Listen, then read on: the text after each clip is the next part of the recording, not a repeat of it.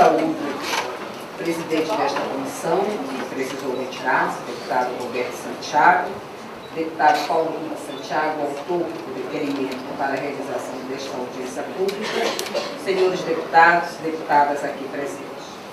É com grande satisfação que o Sindicato Nacional dos Auditores Fiscais do Trabalho, SENAIT, participa desta audiência sobre a valorização das carreiras típicas de Estado, da qual os auditores fiscais do trabalho integram. A auditoria fiscal do trabalho tem o seu protagonismo como uma atividade típica de Estado determinada pela própria Constituição brasileira, que confere à União a competência exclusiva para organizar, manter e executar essa atividade em todo o território nacional, conforme previsto no artigo 21 da Carta Magna.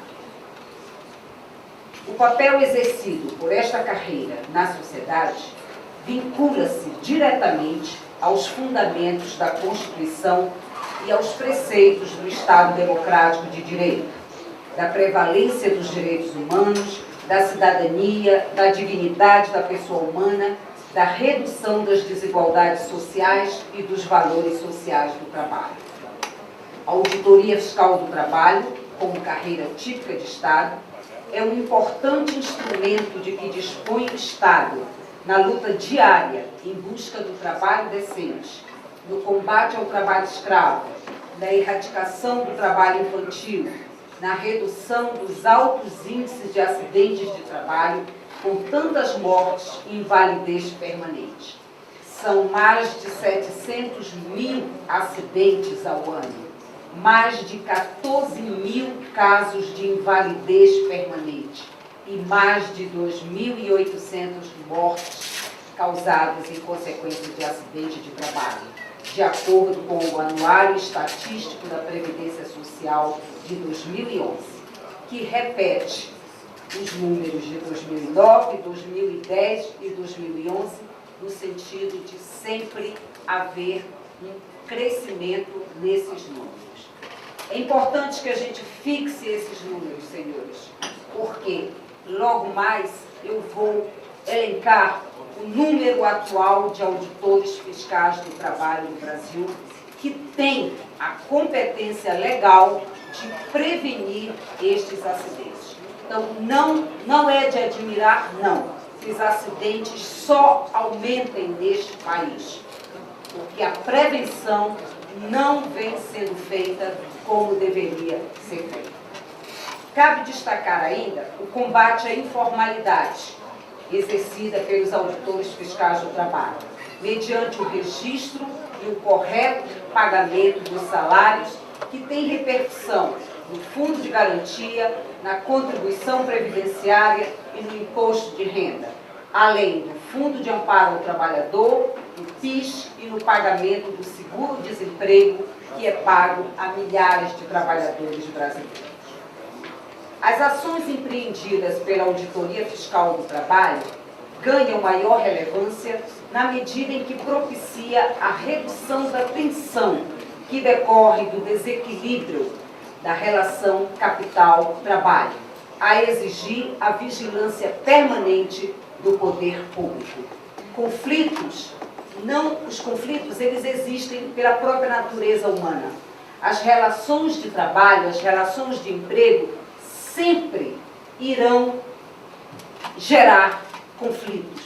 É por isso que o Estado brasileiro tem que estar presente de forma permanente, através da Auditoria Fiscal do Trabalho, tentando coibir, tentando diminuir estes conflitos inevitáveis.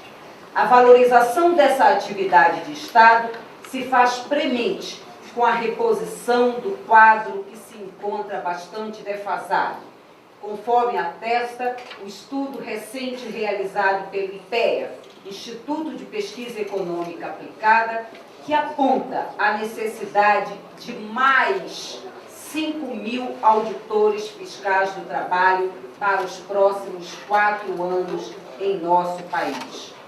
Hoje, senhores, nós temos apenas 2.800 2.870 auditores fiscais em todo o país. 2.870 auditores fiscais. E, recentemente, o Ministério do Planejamento autorizou um concurso para apenas 100 vagas.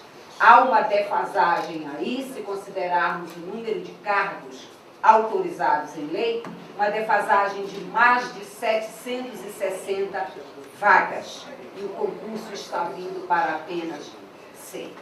Chega a ser uma enorme responsabilidade do governo brasileiro ao não autorizar concurso público com um número digno de auditores fiscais do trabalho.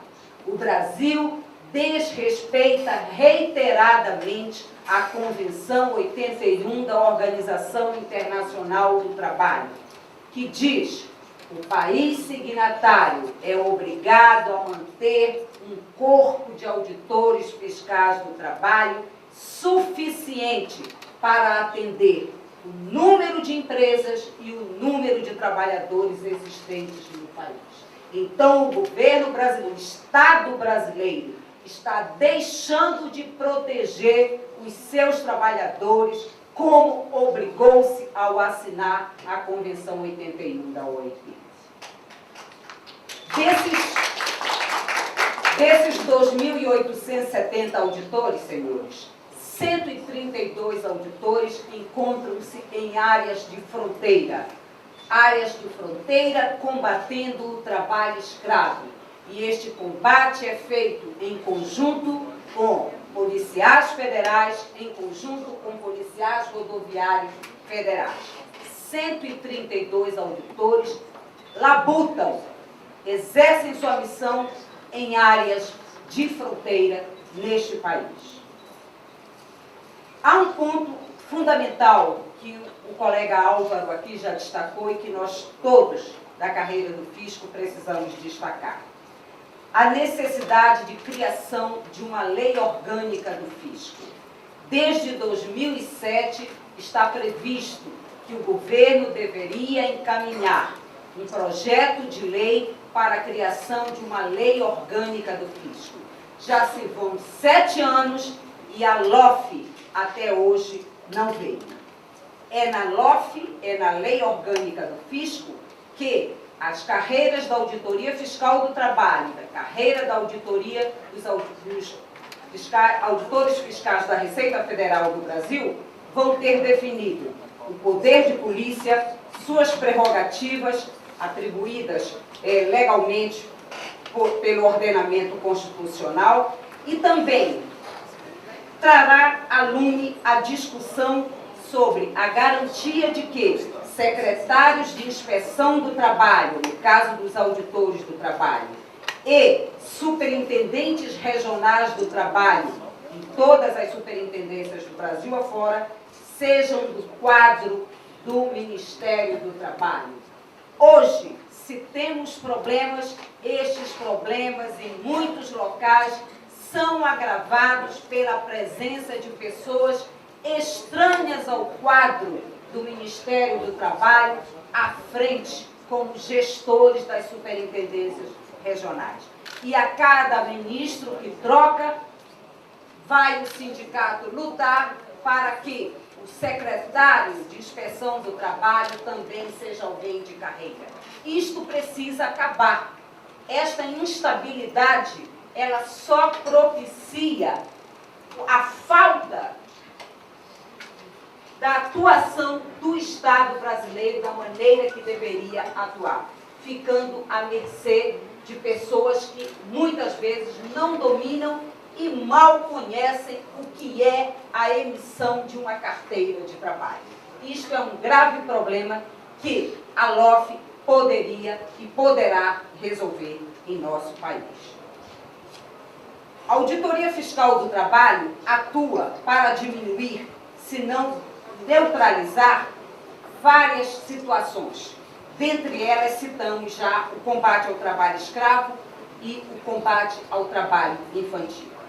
Queremos aqui consignar a questão da necessidade da regulamentação da Convenção 151 da OIT, que trata não somente da proteção ao direito da organização sindical do servidor público, mas dos procedimentos para a definição das condições de emprego no serviço público.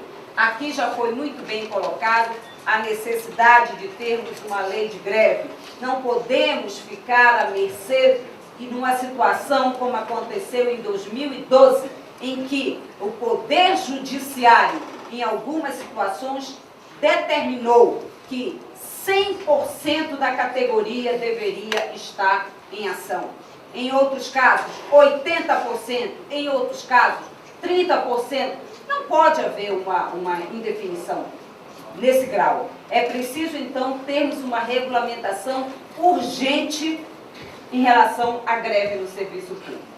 Para concluir, reiteramos a importância da valorização de todas as carreiras típicas do Estado por meio da negociação permanente, na manutenção da isonomia garantida por lei entre carreiras que integram o mesmo ramo de atividade, a exemplo das carreiras do fisco. Obrigada pela atenção e eu quero mais uma vez aqui agradecer, deputados, senhores deputados, a oportunidade que os senhores nos dão. Nós sabemos que a cada vez que vimos aqui na CETASP, são mais elementos que nós trazemos a vocês.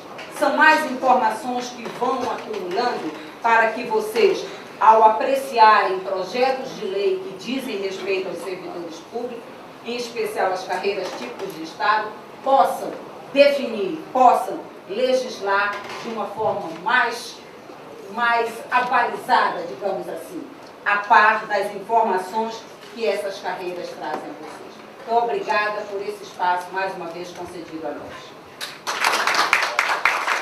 Obrigado, Angela.